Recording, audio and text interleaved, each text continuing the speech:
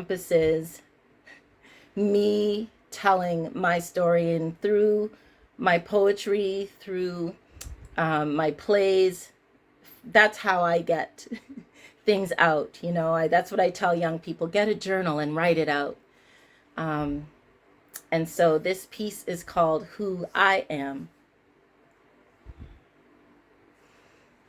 Well, I describe myself as a British-born Trini with Scotian overtones, belonging to no one and yet belonging to everyone. Influenced by my mentors since I was young, and now that I'm a mentor myself, I'm still influenced by them because they are a part of my spirit, a part of my being. See, it's music and history and experiences that shape me. My brother David Woods had me read him big words from a big book when I was a little girl, and that shaped me. And my imagination helped me to escape a childhood full of pain and beauty, while the dichotomy of being West Indian at home and learning to be Scotian when I left my home made me search for who I was inside stories. And through stories and books and learning my history, that's how I became just who I am. See? I roam the streets with Sojourner Truth. I fight for equality like Rocky Jones. I revel in the her story of Chloe Cooley, and I poeticize words like Maxine Tynes mixed with a side order of hey, I'm still rising like Maya Angelou. I got Scotian vibes like Matthew DaCosta, whose first steps on Canadian soil left a historic imprint for future migrations and immigrants like me to say I'm not just an immigrant, because immigrant in my mind means I'm a great. Yes, I've always had the power to be great. Like Jean Augustine, who came to Canada as a domestic from Grenada and then got her education to rise and be the first African Canadian woman in Parliament, and I too am great. Graduating from the transition year program to graduating from Dalhousie University to spending a year at Freedom Theater in Philadelphia to mentoring and teaching and writing, I too am great. And so I prescribe to Malcolm X while I jam to Duke Ellington and to the a cappella tones of For the Moment. It's amazing, Lord, how salvation always comes too late for most, but too soon for some. My activism was ignited by experiencing racism at the tender age of 5 when I watched white kids try to beat my big sister, and then on another day when a boy chased me down a deserted street with a chain and told me I was going to be his slave. Who am I? I am the summation of those experiences that made me read countless books with my library card, like Ramona the Pest and Are You There, God? It's Me, Margaret, and be the funny kid who started fighting as a way of surviving because what I was dealing with in society was way too much for a young mind to comprehend. I had to find ways to breathe. I needed an escape. I needed to breathe. And Are You There, God? It's me, Amani.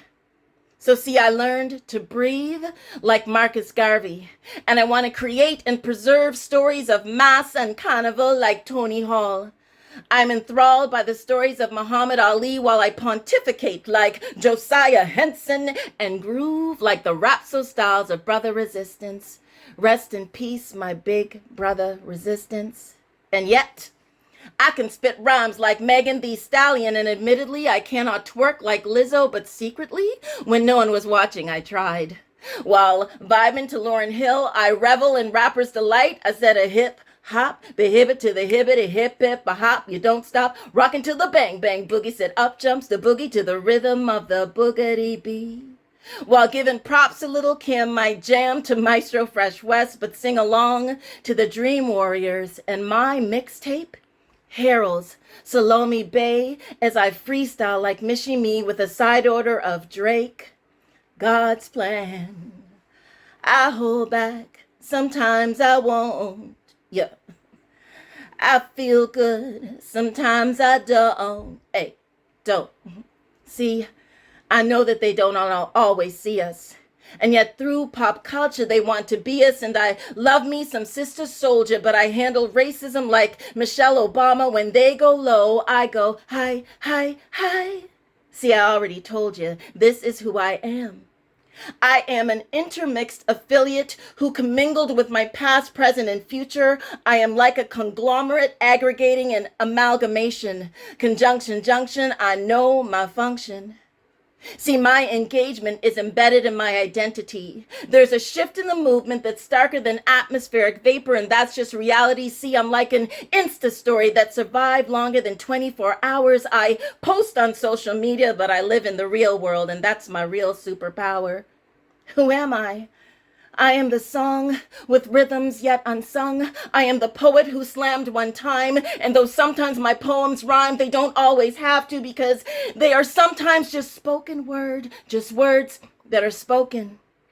Who am I? I am Sylvia Hamilton with black mother, black daughter, who only now is understanding that her own mother was a creative. That perhaps all those songs she sang around the house meant that she was expressing her art, her inner soul, and that maybe singing out was her way of crying out. I am living a part in Trey Anthony's How Black Mothers Say I Love You. I am Jackie Richardson, powerhouse on stage, but so down to earth that I call her Mama Jackie. I am my godmother, mom number 2, who raised me and still raises me each and every day.